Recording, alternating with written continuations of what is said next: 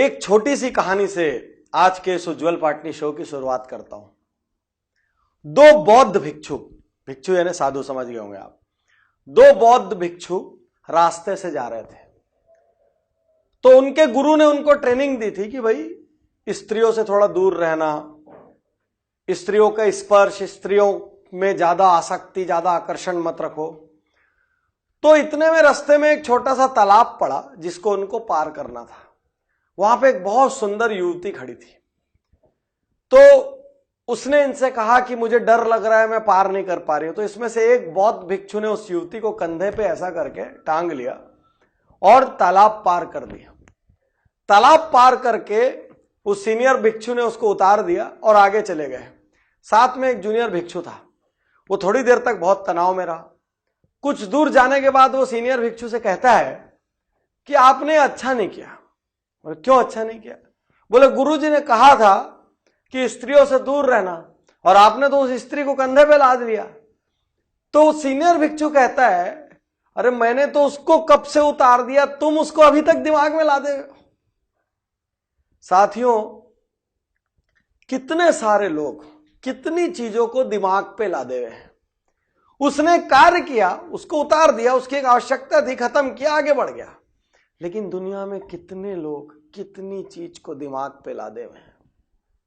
मेरे साथ इसने ऐसा किया, मेरे साथ उसने गलत किया, एक समय था उसने मेरा साथ नहीं दिया जब वो दे सकता था, मेरे साथ इनको ऐसा व्यवहार नहीं करना चाहिए था। यार इतना बोझ लाद के घूमोगे तो बड़े कैसे होगे? इतना बोझ, एक गाड़ी में भी ज्यादा बोझ होता है ना तो गाड़ी की स्पीड स्लो हो जाती है।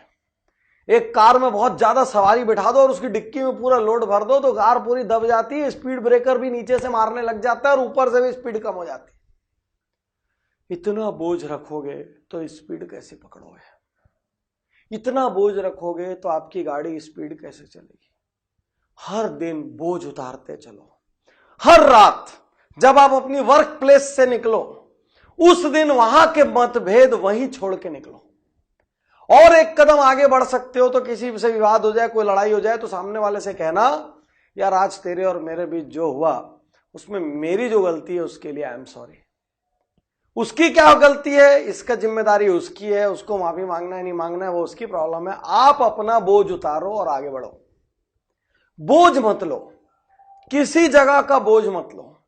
किसी भी दिन के विवाद को अगले दिन तक मत जाने दो। अपनी पत्नी से लड़ाई हो जाए, पति से लड़ाई हो जाए, घर में किसी से लड़ाई हो जाए, कोशिश करो अपनी ओर से रात के पहले एक पहल कर दो। क्योंकि यदि 24 घंटा कटा तो उसमें बहुत सारी गांठें बनी, फिर गांठों को खोलना बहुत कठिन काम है। बाहें फैला के गले लगाओ लोगों को, आगे बढ़ो। जो जितना बोझ लादेगा दिमाग में, छोटी छोटी चीज का बोझ, वो कभी बड़ा नहीं बन पाएगा। बड़ा वही बन सकता है जो खाली होगा। किसी पात्र में पहले से बहुत चीज भरी हो तो अमृत भी आ जाए तो उस पात्र में नहीं डाल सकते। किसी अलमारी में पूरा तरह से सामान भरा हो तो चाहे कुछ भी आ जाए उस अलमारी में और सामान नहीं रखा जा सकता। साथियों, बड़ा वही बनेगा जो खाली होगा। खाली तभी होगे जब बोझा कम करोगे। और यदि जिंदगी में वाकई कुछ बनना चाहते हो, यदि जिंदगी का आनंद लूटना चाहते हो, यदि जिंदगी में कोई उपलब्धि हासिल करना चाहते हो, यदि जिंदगी में खुश रहना चाहते हो, अल्टीमेटली सबका पर्पस क्या है? खुश रहना।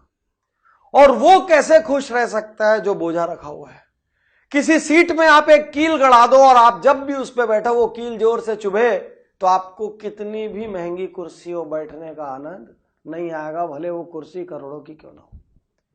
वो कुर्सी तो आपको तभी आनंद देगी जब वो कील वहां से हट जाएगी और आप आसानी से पसर के बैठ पाओगे।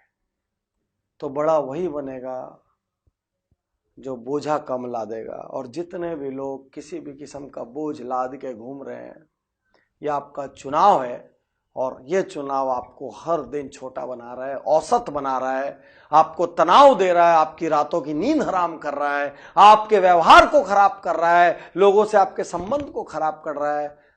हल्का होइए, आगे बढ़िए, बोझा उतारिए, आगे बढ़िए। शुक्रिया, धन्यवाद, थैंक यू। है।